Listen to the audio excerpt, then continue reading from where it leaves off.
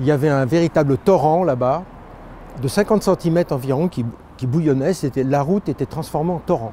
Jean est encore sous le choc. Cet artiste breton ne s'est toujours pas remis des violentes inondations qui ont frappé son village en novembre dernier. À la suite de fortes pluies, l'eau est montée de 96 cm et a tout dévasté sur son passage. Voilà à quoi ressemblait après une cave qui était à peu près rangée. On voit les traces ici, vous voyez, jusqu'ici. 38 tableaux ont été abîmés et il y en a pour environ plus de 50 000 € de restauration. Des inondations catastrophiques, mais qui n'ont rien de très surprenante, car Jean et les autres victimes habitent à seulement quelques kilomètres de Brest. Avec 160 jours de précipitations par an, l'agglomération détient un bien triste record. C'est la ville où il pleut le plus souvent. Et oui, car en matière de pluie, les Français ne sont pas tous logés à la même enseigne. Écoutez les explications d'Étienne Capiquian, prévisionniste chez Météo France. On constate environ 53 jours de pluie à Marseille par an, alors qu'on en a 159 à Brest. C'est exactement le triple, donc 3 fois plus de jours où il pleut à Brest qu'à Marseille. Mais attention à ne pas confondre fréquence et hauteur des précipitations. S'il pleut moins souvent dans le sud de la France, la quantité d'eau y est plus importante qu'en Bretagne. Les pluies dans les régions méditerranéennes sont de nature plus orageuse, plus instable, donc qui peut tomber par exemple en un jour l'équivalent d'un mois de pluie. Toute la pluie tombe sur moi. Chaque année, 486 milliards de litres de pluie s'abattent sur l'Hexagone. C'est l'équivalent de 194 000 piscines olympiques. Alors comment passer entre les gouttes? Pour échapper au giboulée et protéger votre brushing, la meilleure arme, c'est bien sûr le parapluie. À la gare de Brest, on a carrément installé un distributeur automatique. Mais il existe des modèles bien plus sophistiqués. Car aujourd'hui, le parapluie est un véritable accessoire de mode. À Paris, Karine a créé un magasin entièrement dédié à cet ustensile. Elle propose par exemple ce modèle pour 2 personnes. Ce que j'appelle le parapluie familial, ou en tout cas parapluie pour 2 personnes. Voilà. Parapluie qui abrite bien. Alors, ce parapluie spécial grand vent, garanti incassable. Grand vent, grosse pluie, aucun problème, c'est léger. Ou encore ce modèle très raffiné, idéal pour vos soirées chic.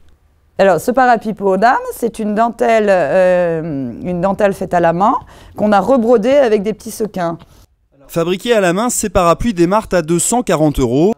C'est très cher, mais un bon parapluie, c'est un investissement pour la vie. Mais 10 ans, on a vraiment amorti son parapluie, que quand on va acheter des petits parapluies, 10 €, 20 € qui sont faits en Chine, on ne peut pas les faire réparer, on en achète toutes les semaines, ça revient beaucoup plus cher. Toutes les semaines, c'est un peu exagéré. L'autre protection contre la pluie, ce sont les nouveaux produits imperméabilisants que l'on trouve dans le commerce. Appliqués sur les surfaces vitrées, ils permettent de faire glisser l'eau sans laisser de traces. Démonstration sur ce pare-brise traité d'un seul côté. Et cela fonctionne aussi sur les lunettes, les chaussures ou les vêtements. Nicolas commercialise une gamme qui protège tous les textiles contre la pluie. On est capable de réimperméabiliser, que ce soit les vêtements de plein air, les vêtements en plume, en coton, en polycoton ou tous les vêtements de tous les jours. Après avoir traité ses vêtements en les passant à la machine, Nicolas décide de prendre une douche tout habillé. Et surprise, l'eau glisse littéralement sur le tissu. Grâce aux nanoparticules, ses vêtements sont devenus quasiment étanches. Nicolas ressort entièrement sec. Après quelques secondes sous la douche assez forte, ça traverse pas. Mais comment faire si la pluie se met à tomber par surprise? Faut-il courir ou bien marcher pour être le moins mouillé? C'est à Nantes que nous sommes allés chercher la réponse. Jean-Paul est ingénieur, il travaille dans cet immense simulateur de pluie qui sert normalement à tester la résistance des matériaux de construction. Oh là! Bah il fait pas beau, hein. Pour l'expérience, il a demandé à François, notre journaliste, d'enfiler ses blouses en coton. Et on pèsera ensuite ces vestes de manière à voir si elles ont capté plus d'eau en situation de marche ou en situation de course. Dans son simulateur, Jean-Paul fait tomber une pluie régulière et sans aucun vent. Vas-y, tranquille. Avec sa blouse sur le dos, François commence par marcher lentement sous les gouttes. Top! On enlève tout de suite la veste. Jean-Paul pèse maintenant la blouse pour savoir quelle quantité d'eau elle a absorbée. Donc là, on a pris à peu près 160 grammes. Go! François répète maintenant l'opération en courant sous la pluie. Très bien. Et cette fois, la blouse n'a absorbé que 110 grammes d'eau.